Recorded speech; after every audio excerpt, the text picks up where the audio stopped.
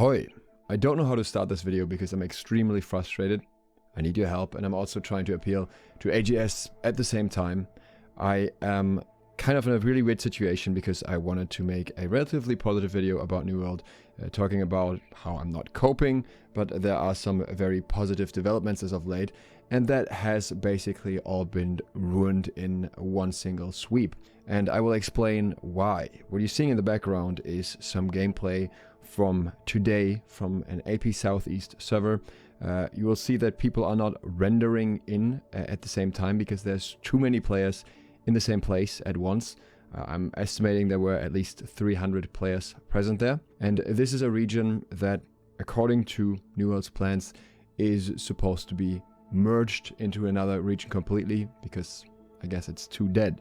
Now, in this video, I will argue against this merge in various ways, starting with the fact that all these people showed up within less than a day of notice and without any big content creators organizing anything, just people from that server coming together.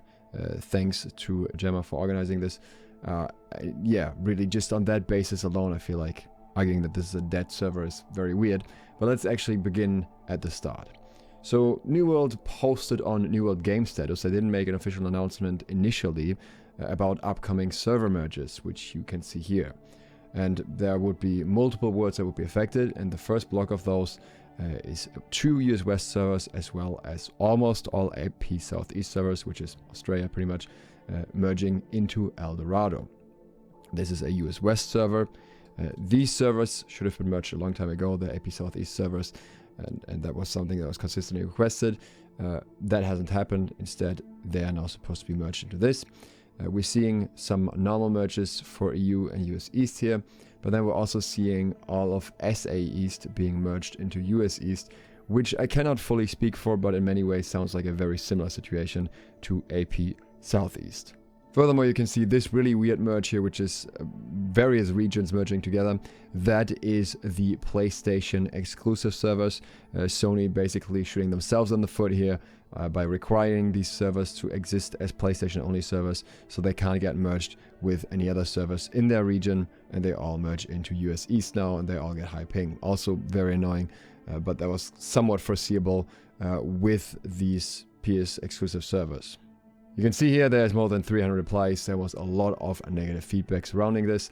I don't know if they thought that we would just miss this and not even get aware of it before it happens, but they did eventually end up saying something about it. Quite a while later, they sent out this post shaping the future of Aeternum upcoming world merges. This post in itself looks like it was written by AI. As you can see here, we have the traditional M dashes, and throughout the entire document, we have 4 of those. So already a good start. But aside of that, this is pretty much their answer to what has been happening, and they're giving their justification here. So they're saying, as our world evolves, so must the structure that supports it, for example.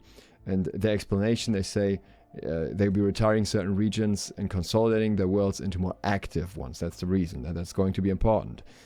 They will be joining the US region, and their teams conducted extensive latency testing, and they're confident that the player experience will remain smooth and responsive across the board. Now, I have conducted some very extensive latency testing myself, in that I went onto one of those servers and I checked my ping. And the ping was anywhere from 180 to 190, sometimes going higher than that most of the time. My inputs felt delayed and sluggish, and I know that this gets exponentially worse in PvP situations. So whatever extensive latency testing they may have done, it was not done from AP to the NA West servers, I can assure you of that. They say this change isn't made lightly. It reflects our commitment to ensuring that every player, no matter where they are, has access to thriving communities, robust group content, faster queues, and bustling in-game marketplaces. And that is the big fallacy here, because that is exactly the opposite of what will happen. The only exception here being bustling in-game marketplaces, but I don't think that's the biggest priority for most players. They're also merging Xbox into normal servers, and PlayStation will remain exclusive. This one I can't blame them for, because that is something that you have to take it with Sony, really. Notice that this is going through pretty much immediately. It started already on July 22nd. and then it'll go through fully on July 30th. If we take a look on Reddit, a lot of negative feedback regarding this as well. People also trying to figure out if they can refund the game, which may be possible with the ACCC. That is something that is a bit Australia specific. I haven't looked into it, but the framework is there. I don't know if it will apply in this particular case. Now, the first thing that I need everyone to understand is that this doesn't actually benefit NA West. If you're an NA West player and you're hoping to get new players to play with and a more populated region, the AP contribution won't help you at all. Again, except marketplaces. But all of this, what they're listing here, will not happen because of the time zone difference. Of course, there's the lag itself, already bad, but the time zone difference is a 17-hour difference, or if you want to calculate it more logically with the 1 day gap in between, it is a 7-hour difference. And we can visualize that. We'll talk about the player numbers here a little bit later, but we can see this very easily. If we have our US West players here, you can see our peaks are around this time, 2 to 3. And again, there is roughly a 7-hour difference, with AP Southeast having their players around 9 to 10 p.m. in the same time zone. The number of active players when most AP players are active is incredibly low. Likewise, numbers for active players the other way around are also very low. For AP players, most activities, most wars, most outpost rushes, most expedition runs, everything that's happening would be happening roughly around 1 to 3 in the afternoon. Could be influence bases, could be Gorgon, anything. It's just not really the time where most people have time to play. And that's not factoring in that while these numbers in themselves are debatable, the numbers would also shrink significantly for the AP player count if they got moved to NA, because almost everyone I know would quit. The ping would just be too much for them to play on, so they would not want to put in the effort. The situation is a bit better to my understanding for SA East in this particular context, because they overlap with US East and peak times is a lot better. The next thing I'd like to address is the claim that there are not enough players in AP Southeast, and I've seen many claims of supposedly 200 to 300 players, which is simply not true. It is definitely true that NA and EU are the biggest regions. That is no surprise because they also have a much bigger population. But we can look at the numbers on New World Database here, which again, they are estimations based on previous percentages of the player base, and they are only for the PC player base on Steam.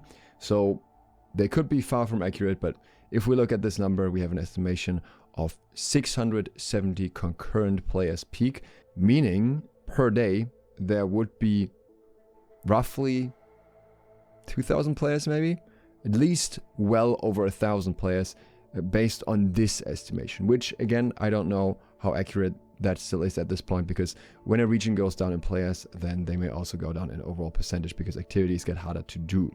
So can't rely on this number, but if this number was anywhere near true, we would be very far from 200, 300 players. But beyond that, we also know that AP still has wars regularly.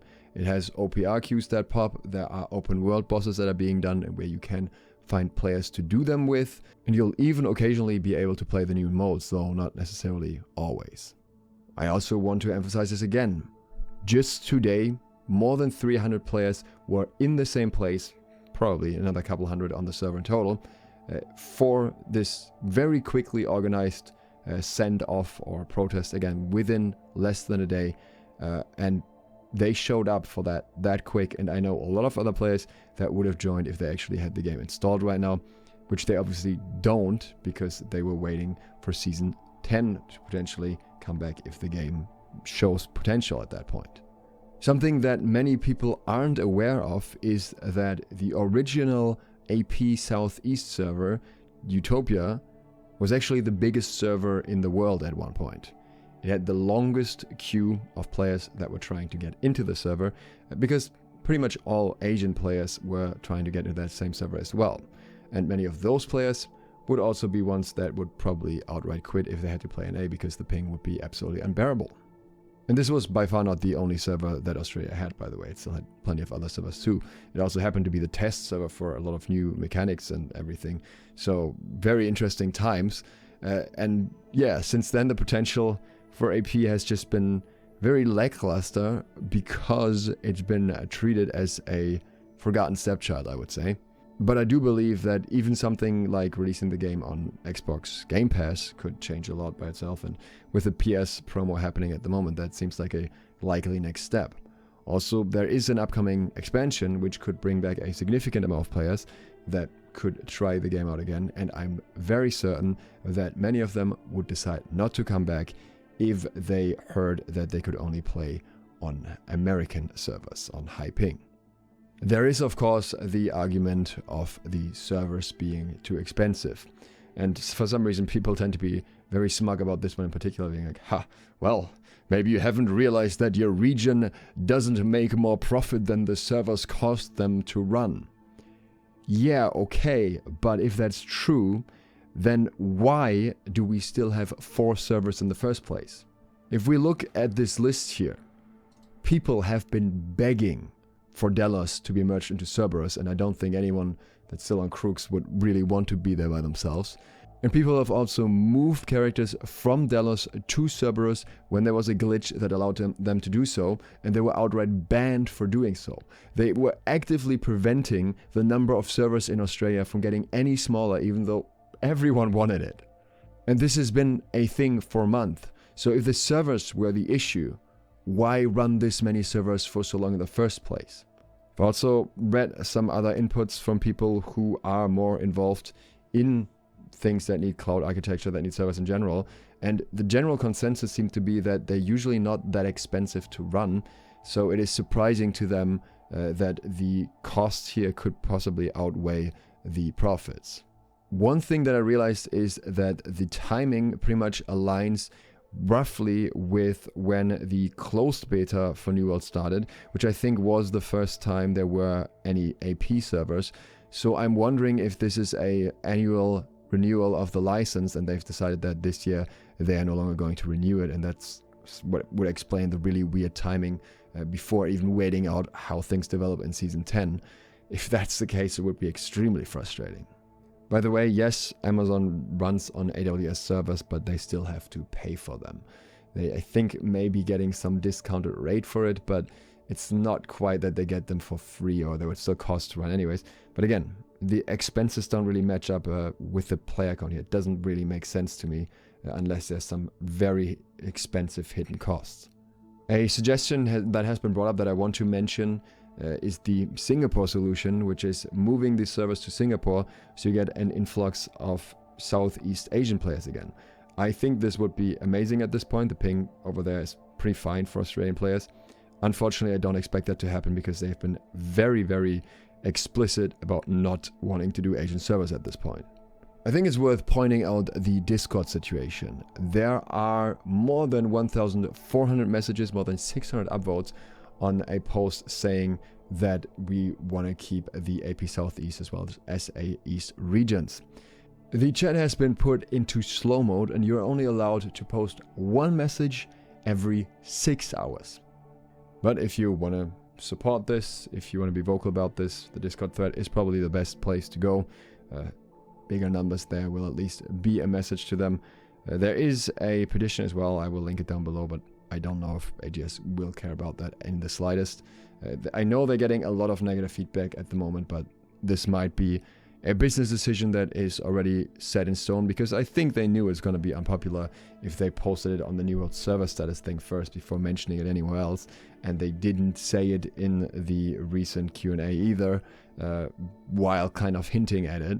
So yeah, I'm praying for that 1% chance that it doesn't happen, but I'm not very hopeful at this point. Just hoping that maybe the pessimist in me will lose for once. Last but not least, I want to express at this point that obviously I find this particular move also very concerning for the future of the game in general. If New World is, or if AGS is not hopeful enough to get enough players back with an expansion that's coming later this year, then I gotta wonder how they feel about the future of the game in general. Because a lot of people are saying at the moment that this very much looks like sunsetting, just consolidating it to the last 2 remaining regions and cutting everyone else out almost entirely. And of course, things like this would also ripple onto a lot of things, MMO and whatever comes next. This is, again, one of those things that I am fairly certain the Australian community will remember. As for me personally, I have no idea what I'm gonna do, because I was thinking of coming back for the next seasons, but on that high ping, I don't know. We'll see. Anyways, for now, I'd like to thank you all for watching and for supporting this video in particular. Any kind of support, greatly appreciated. And thanks to my patrons for the even further support. That helps me out massively. NWGameStatus, out.